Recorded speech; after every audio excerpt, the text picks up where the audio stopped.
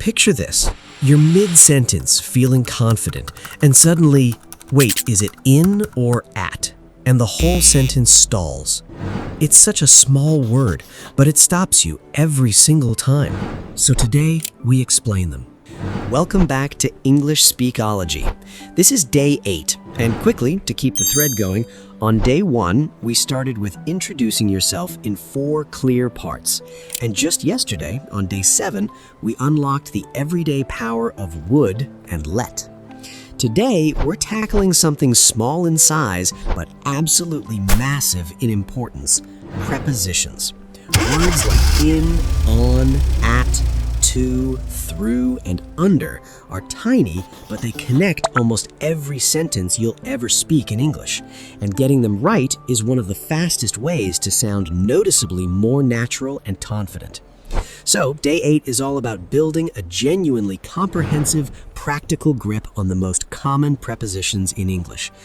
For time, for place, and for movement, plus a set of common verb and preposition combinations that show up constantly in everyday speech. By the end of this video, you'll have a clear, reliable mental map for choosing the right preposition almost every time.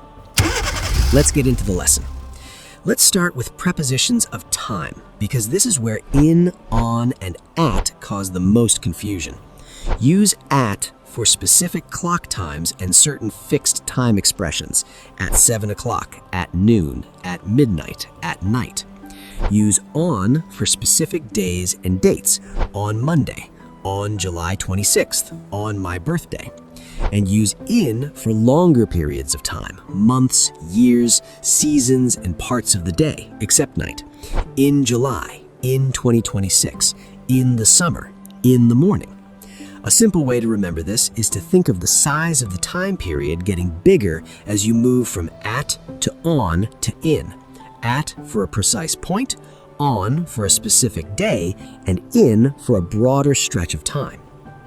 It also helps to notice a few exceptions that don't quite follow this size pattern, simply because they've become fixed expressions over time. We say at night, even though night is technically a broader period, not a precise point. This is just one of those expressions you memorize as a fixed phrase.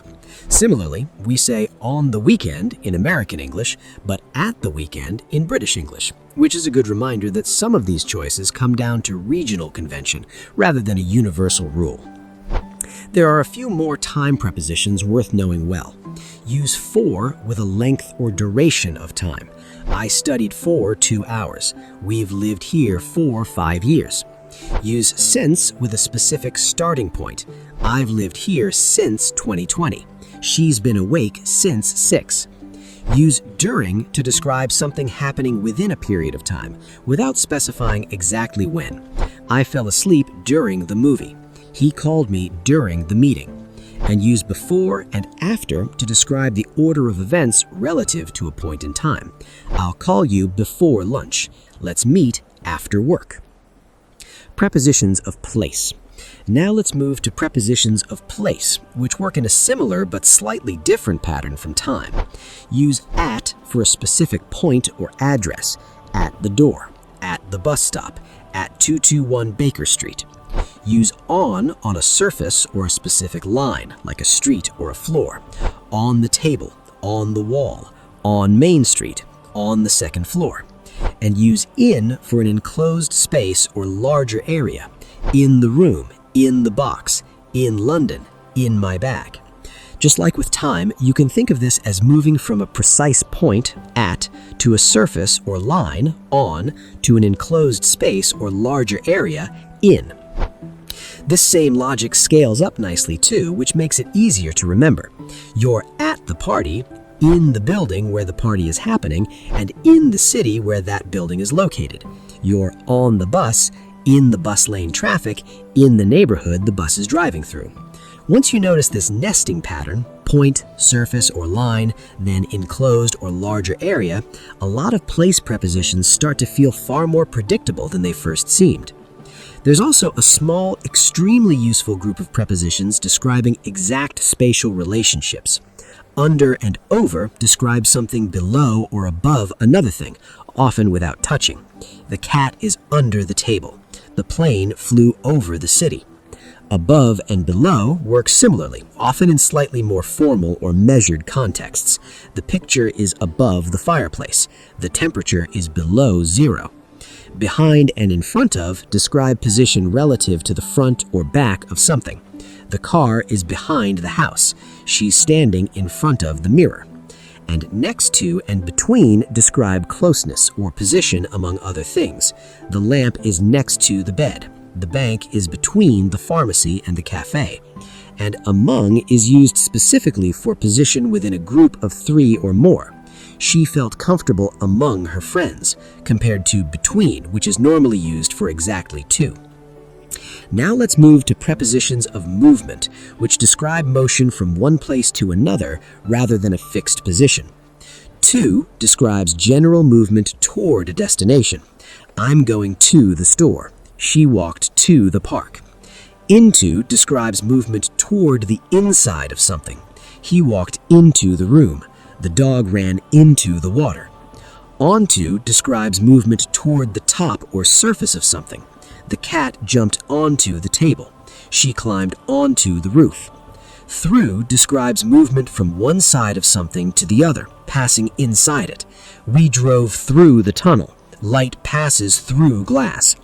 Across describes movement from one side of a surface or area to the other, without necessarily going through it. We walked across the street. They swam across the lake. Along describes movement following the length of something, like a path or a road. We walked along the river. She jogged along the beach. Around describes movement circling something or moving in various directions within an area. We walked around the park. The kids ran around the yard. Out of describes movement from the inside to the outside. He walked out of the building. She took the keys out of her bag. And finally, past describes movement that goes beyond or alongside something, continuing onward. We drove past the school. She walked past me without saying hello.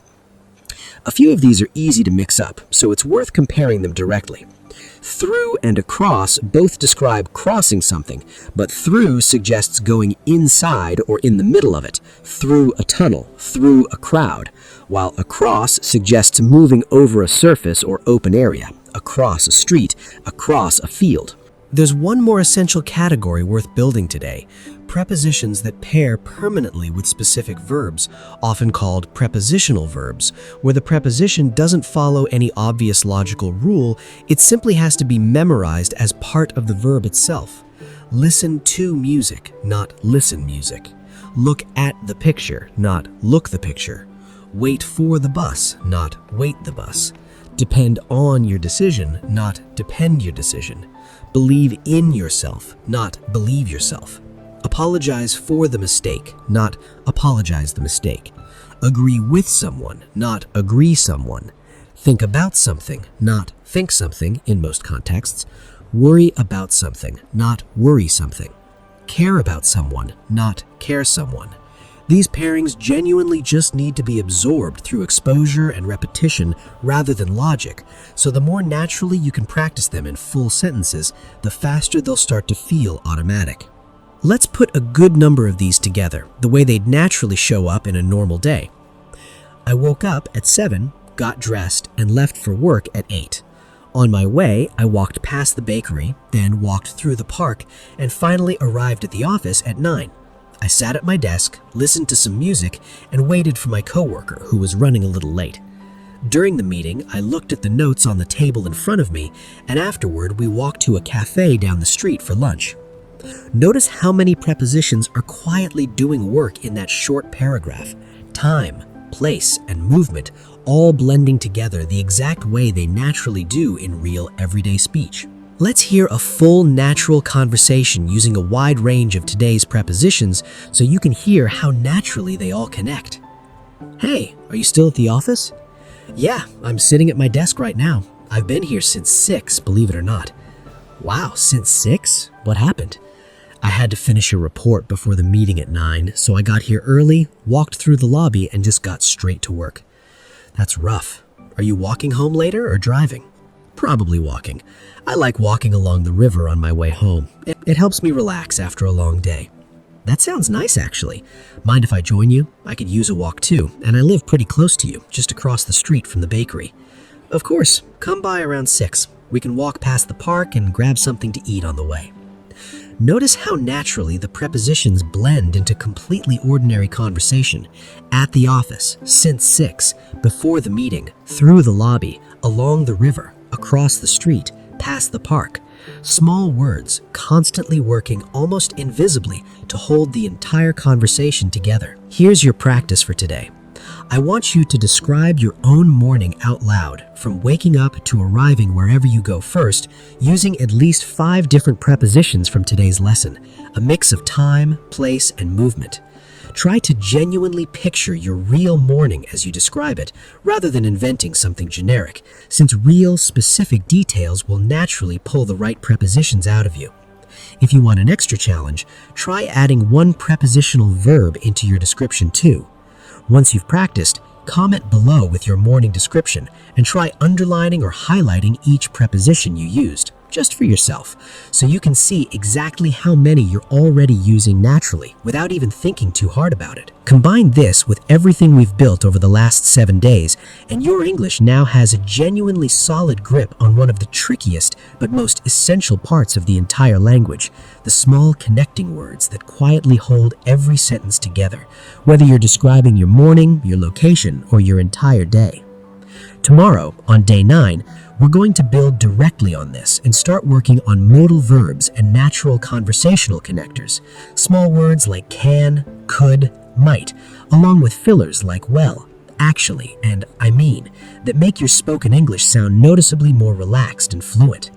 For now, practice today's prepositions a few times out loud, comment below, and I'll see you tomorrow for day 9.